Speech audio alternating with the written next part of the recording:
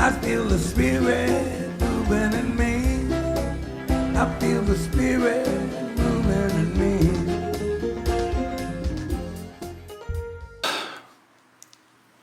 One day, a wealthy businessman was walking through town, bragging loudly about his riches and his success. And he says, "Oh, look at my fine silk gowns, and look at my jewelry. I am the most wealthy person in town." And he passes by a monk, and the monk says, "My brother, may your riches bring you happiness. And may I suggest keeping such matters private to avoid any envy or harm." Annoyed by the monk, the businessman says, "Mind your own business, monk." And he went home. And later on that week, his house was broken into, and all of his riches and fine clothes were stolen. And he was ashamed, and he went to the monk, and he said, "Oh, monk, you were right. My unmindful speech led to this misfortune. Please teach me how to speak with wisdom." The monk said, "Well, do not speak of inner matters without purpose. Words have consequences. With right speech, you can uplift the world."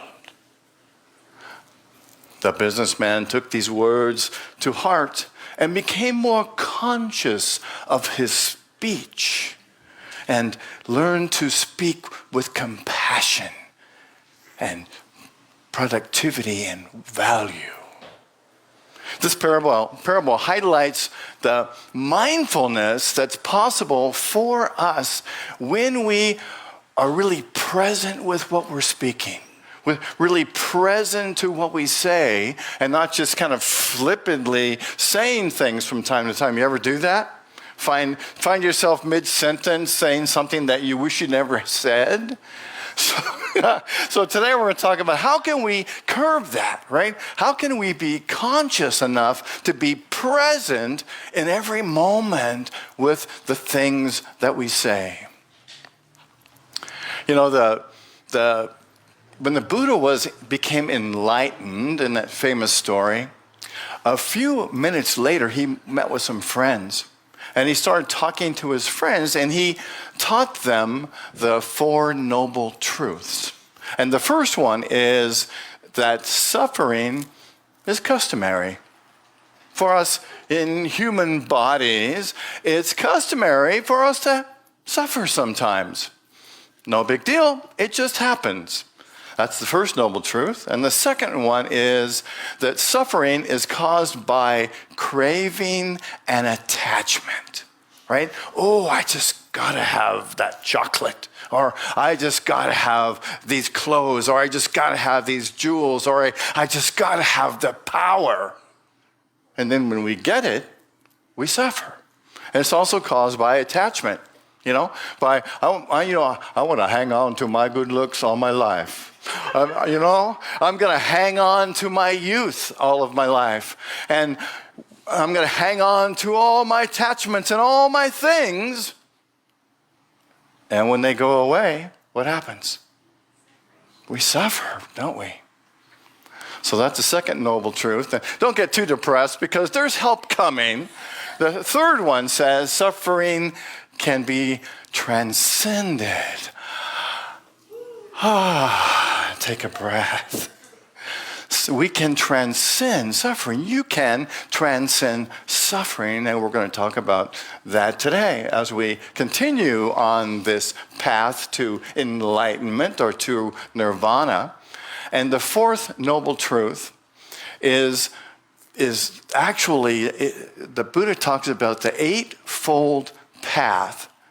8 practical things that we can use, practical practices, exercises that we can embrace to become enlightened.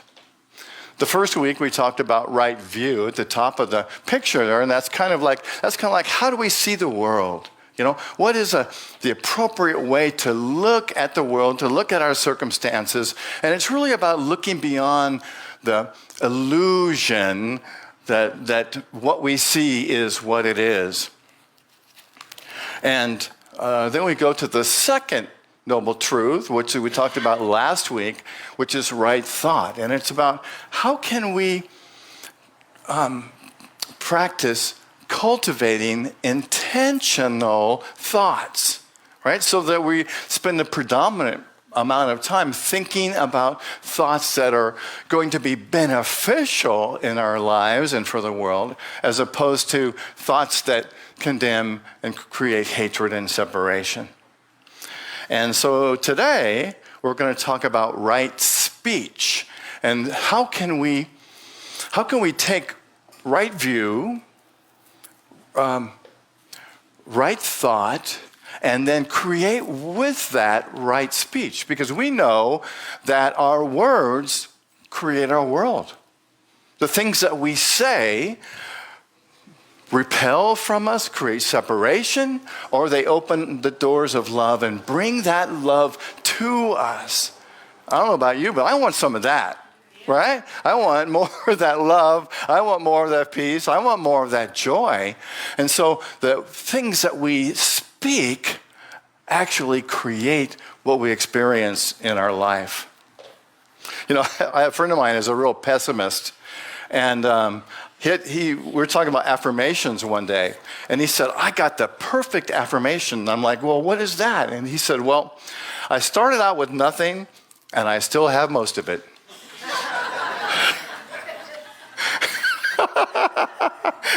It's true. It's true if you think about it, right? Or, you know, I don't like to talk about politics very much, but I think, you know, there's so much focus on our Congress right now. It occurred to me recently that, you know, in Congress, a representative gets up to speak and says nothing. Nobody listens, and then everybody argues about it. Oh, that's fun. So Charles Fillmore, Unity's co-founder, what I'm doing with this series of talks is to look at the similarities between Unity's beliefs and what Buddhism believes. It's been a really interesting thing for me for a number of years now I thought, well, there's such a correlation between the two. And so I wanted to speak to and really research myself, what are those similarities? And so I'm sharing what I'm discovering with you.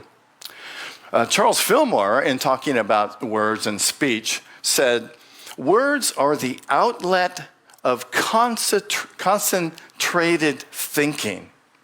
We make our words powerful by filling them with love, kindness, and understanding. Wow.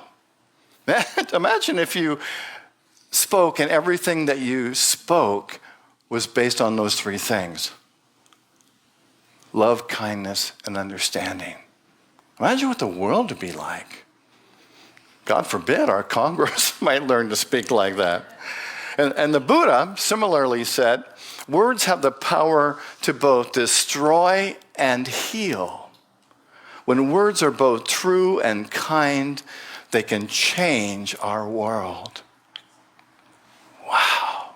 Can you imagine a world like that? And I like to think that is the direction that we're heading in, right? And we're going to have to, unfortunately, we're going to have to experience a little bit of suffering to get there. But I really believe that is the higher design for the potential within us as spiritual beings having a physical experience. That innerness, your higher self, that Buddha within you, that Christ within you desires to live that way. And that's what I love about the Buddhist teachings and the unity teachings. It's all about how can I align myself, my view of the world, my thoughts about the world, and my words in the world so that they help to bring this about and create transformation in myself and in the world. Our affirmation again is, may all that flows from my tongue benefit the world. Let's say that again. May all that flows from my tongue benefit the world. Think about that when you walk out the door in the morning. You might have nothing to say the whole day. All right, so in order for us to understand right speech, we kind of have to look at the opposite, right? What is harmful or hurtful speech? I won't spend a whole lot of time on this because I don't want you to get bogged down by it or recognize yourself in it, God forbid. But so here's some things that we sometimes speak toxic speech. Toxic speech causes harm, creates violence, and creates abuse. It includes insults, threats, and verbal cruelty. And all of these things create emotional pain, really for the person who's speaking them, even though they may not recognize it, and for the person that is receiving them. Another type of harmful speech is dishonest speech, lies, exaggerations, distortions of the truth. And this can be told, just sometimes just without thinking, right? Just mindlessly responding. And so today we're really looking at how can we create speech that is consciously created, that comes from this place of love and compassion. And then there is a divisive speech, which, only my spiritual path has the truth. Ever heard that or said that or thought that? And I guess, we all get attached. There's an attachment word to what we believe. And sometimes that attachment creates divisive speech. And then there's ego-driven speech, kind of like the businessman in the story earlier that had this big inflated ego and was so proud of all the things that he had. And when we get in this place of coming from our ego, what happens? You ever notice somebody like that? What happens to you when somebody with a big ego comes into your presence? Does it make you want to go, oh, I want to know more about this person? No, it doesn't. It creates separation, right? Because as soon as somebody's out there with this ego speech, with this self-praise, we tend to separate that person from that person, and that causes a loss of connection, a loss of intimacy.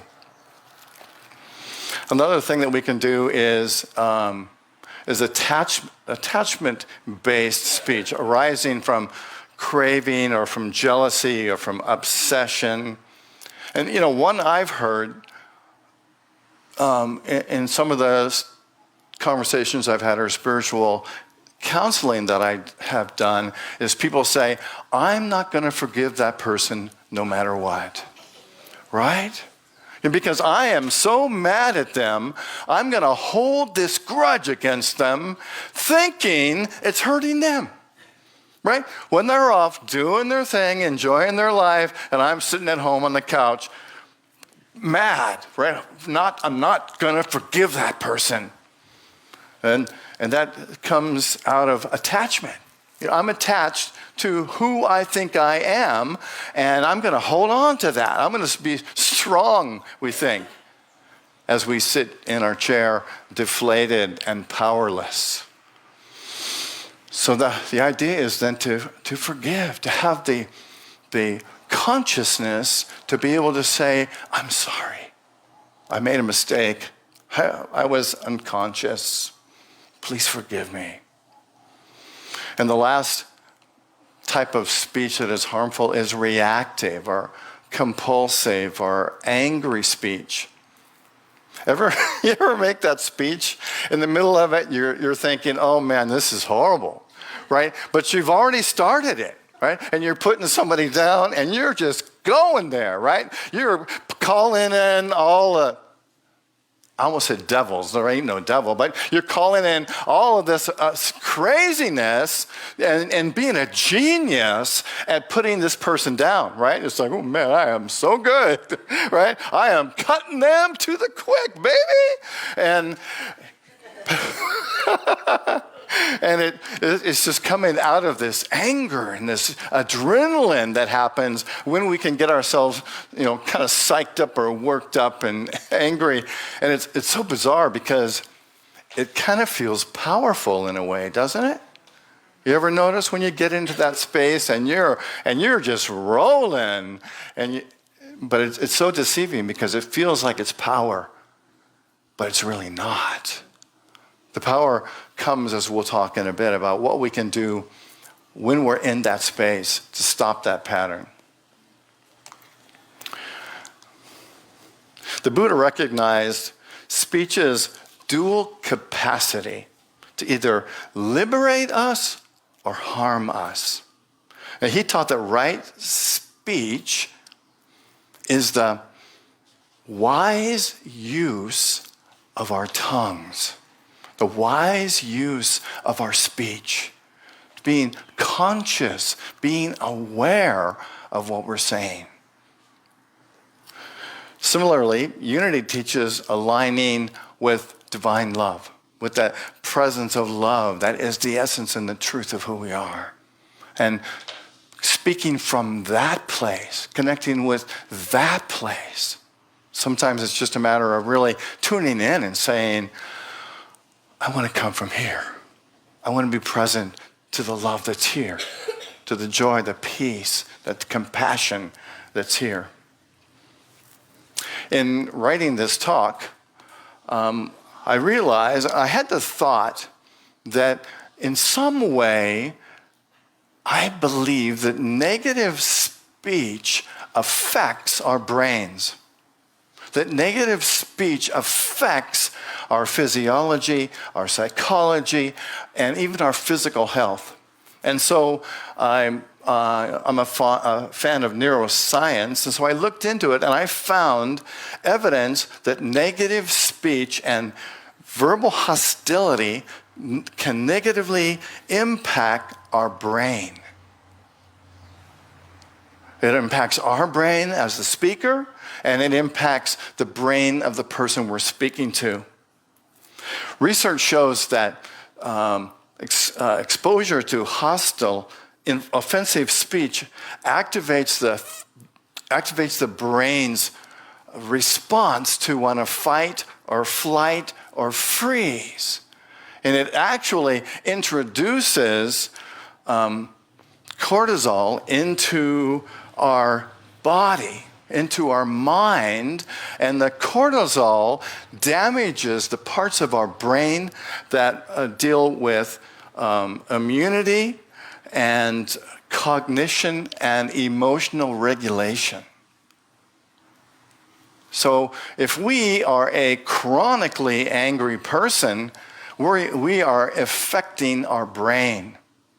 And it's interesting because what happens is when we are exposed to chronic negativity, chronic anger, chronic negative speech, it actually builds those neural pathways in our brain that has us think more about those things and believe that they're true.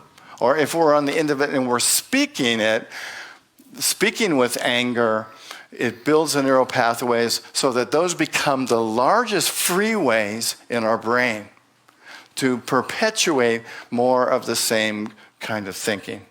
I don't know about you. I'd like to avoid that. I'd like to stay off of that freeway, wouldn't you? Yeah.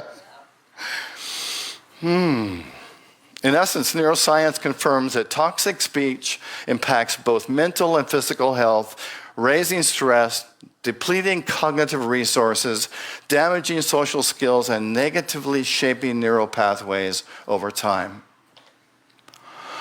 Wow, I think I need a break from that. This is what we want. This is what I want. May all that flows from my tongue benefit the world. May all that flows from my tongue benefit the world. Malala is such an inspirational person. You might remember that she was a Pakistani activist for female education and the youngest Nobel Prize laureate. She was born in Pakistan, attended girls, and you might remember that girls were banned from going to school in Pakistan. And so she stood up against it, and as a result of that, she was shot by a member of the Taliban in the head. And she recovered from that to be an activist for education, for the rights of women. And she wrote a book called I Am Malala.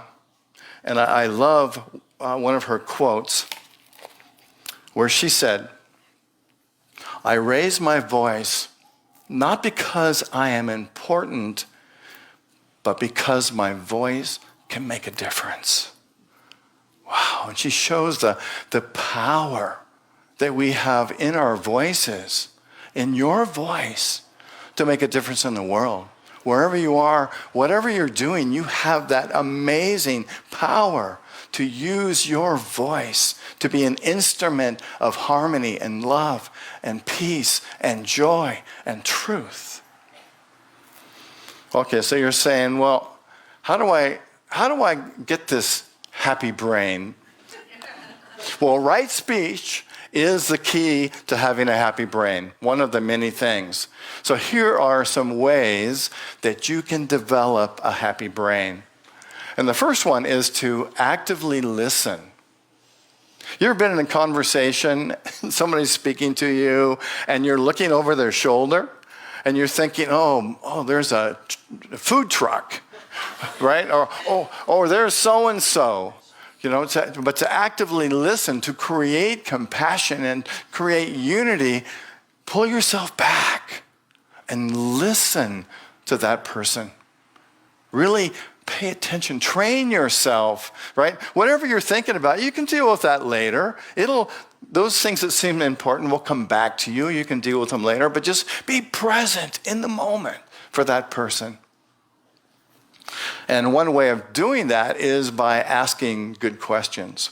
We were at an event earlier this week and knew about half of the people. And I know sometimes when I'm in a crowd, I tend to be quiet. And so this woman that I had just met said to me, "Say, tell me about how you and Emily met."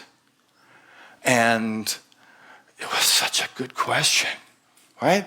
And it brought me out of the shell that I was in, or the trance that I was in, or the paying attention that I was really experiencing into that moment. And really let me know that my presence was valuable. And my presence was important. I just thought that was such a good question.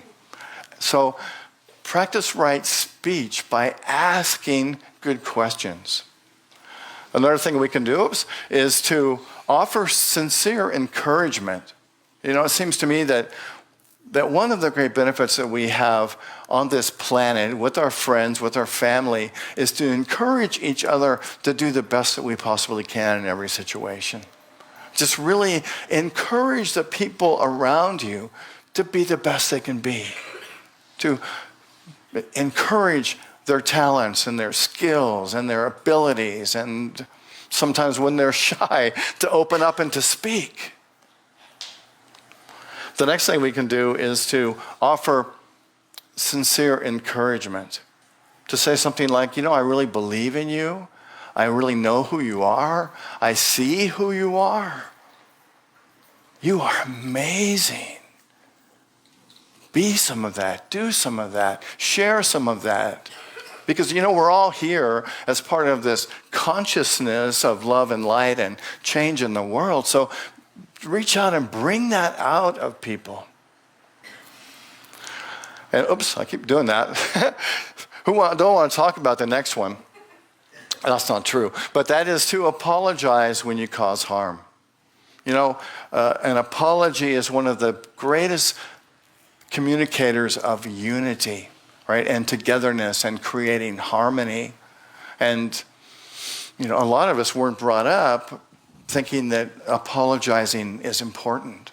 But as soon as we apologize to somebody, it helps to make them feel good, to feel a connection with you, and to let them know that what you did, you were absent-minded, you were in a trance, you weren't there, and that you want to embellish this relationship.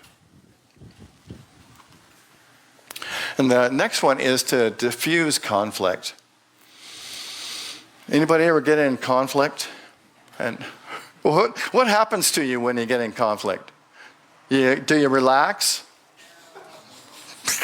Probably not, right? So the idea is to consciously bring some relaxation into that conversation. Maybe, if in our unity group or when our board is meeting and we have a member of our prayer chaplains in our board meeting all the time, and if things kind of get a little frayed, that person will say, what? Let's pray. Let's pray. Let's pray about this. And you might be someplace where prayer is not so feasible. How about just breathing? When you're in a conflict with somebody, just say, let's just take a moment and take a breath. And it's like pushing the escape button on the computer, right? It like frees you up instantly. Because when we breathe and we breathe deep, we are nourishing our mind and our body. And just breathe. And you can do this yourself in a tense situation, just to take a moment and take a breath. Before you make that speech, you know the one, right?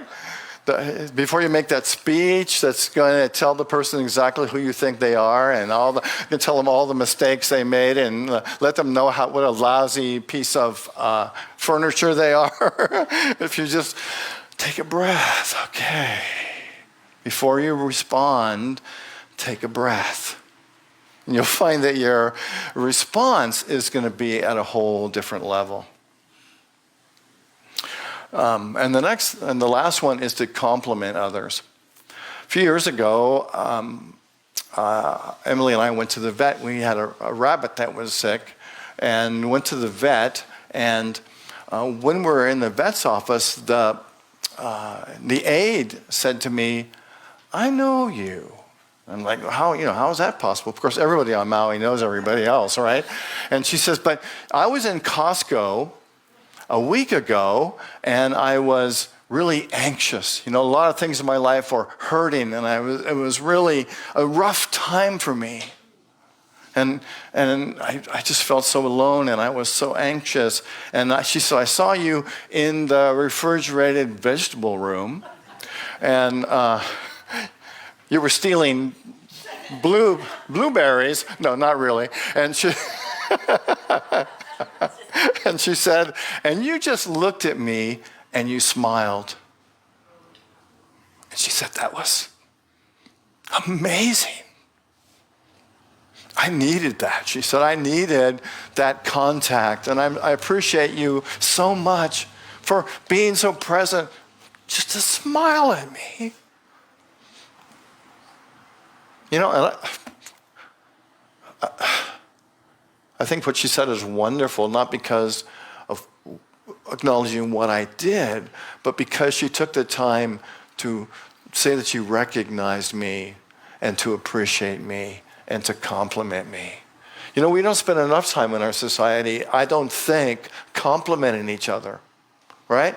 Because some of us grew up in these households where, it's all about power, it's all about, a good image. And you don't want to compliment people because you feel like it lifts them up and weakens you. Now, I'm not speaking about anybody in here.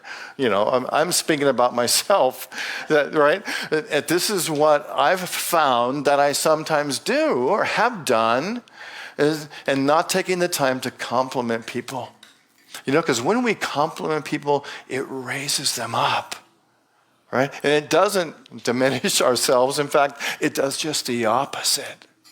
It lets that person know that we care about them, that we're seeing who they are. I see you. I see you from Avatar. Remember those words? I see you. I know who you are. And I really believe that's why we are here, to compliment each other, to be grateful to each other, to celebrate each other. Because what does it do? It increases the harmony of the whole. For Pete's sake. Whoever Pete is, I don't know.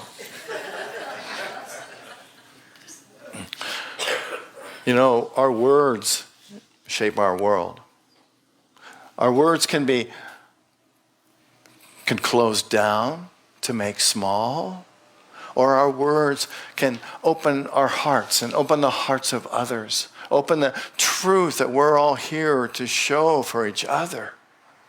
And so I'm encouraging you today to really make an effort to be that voice of love, to be that voice of kindness wherever you are, to be a part of this energy of co-creating a world that works for everyone. And the benefit of it is you're going to be so lifted up. You're going to be so empowered, right? Because as we empower each other, we lift each other up, and we are able to see the world, the truth, our lives, and experience peace and joy, love, togetherness. We can create a world that works for all of us. Isn't that what you want? Yeah.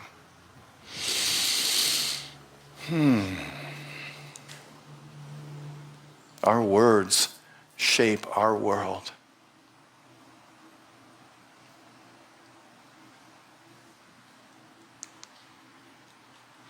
Let's say our affirmation one more time. May all that flows from my tongue benefit the world. And I invite you to close your eyes.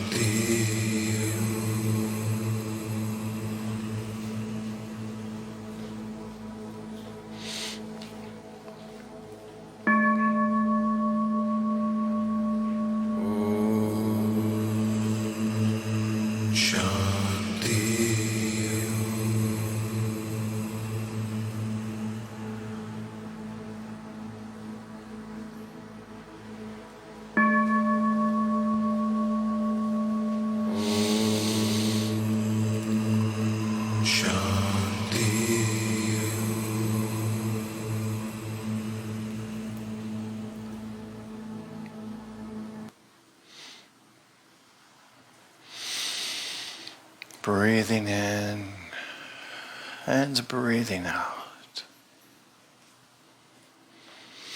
Checking in with your body to relax, to be present with what is, to be present with what you're feeling.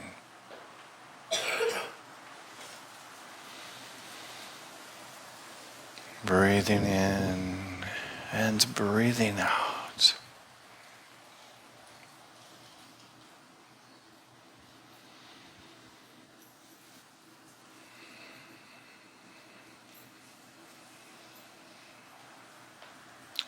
Imagine that you can take this journey from your mind to your heart.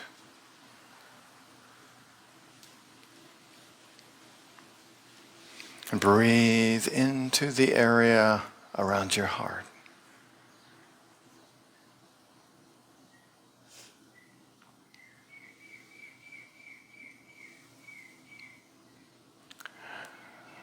Imagine that you have spiritual eyes that see from the view of your heart.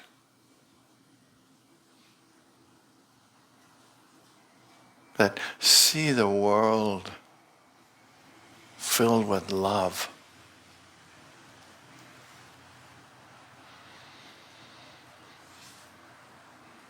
Imagine that this light of truth fills every thought, every space, every tissue, every notion in your mind.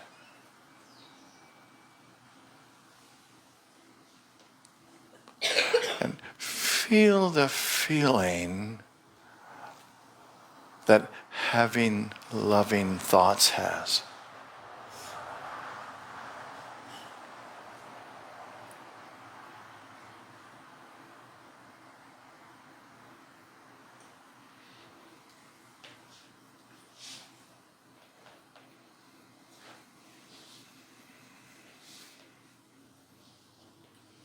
And then, in the same way, imagine the cells and the essence around your throat and your mouth and your tongue are filled with the same light. Imagine that everything that comes out of your mouth, everything you say,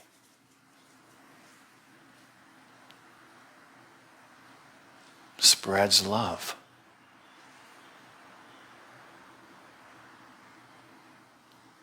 If you can, imagine that. Visualize that. Visualize the energy of your words moving from you into the world.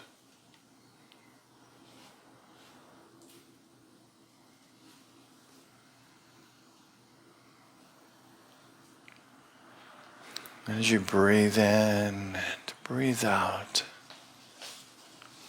let's just take a moment or two in the silence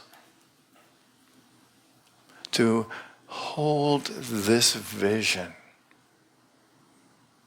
that your world is creating love, that your words are creating love in the world.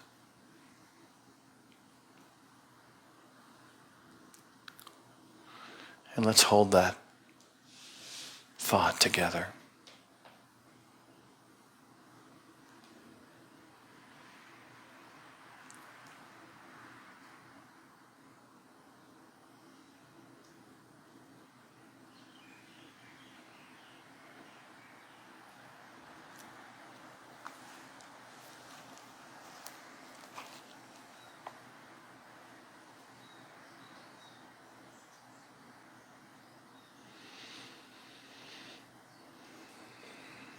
Breathing in and breathing out. Gently bringing your awareness back to this moment.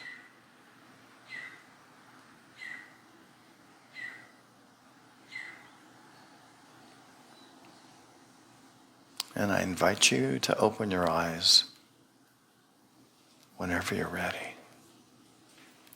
Well, I invite you now to prepare your love offerings and your tithes and your gifts to Unity on Maui.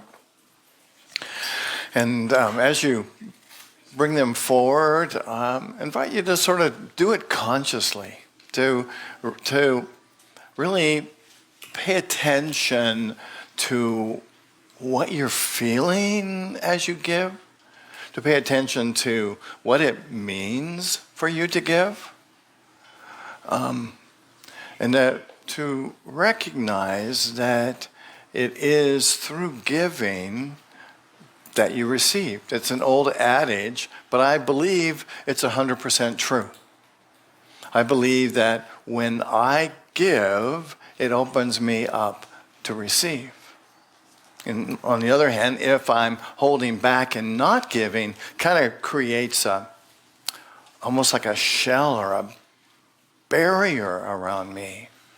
So we want to be part of the harmonic connection with the universe. I believe that everything is energy. And so when we give, we're saying to the universe, I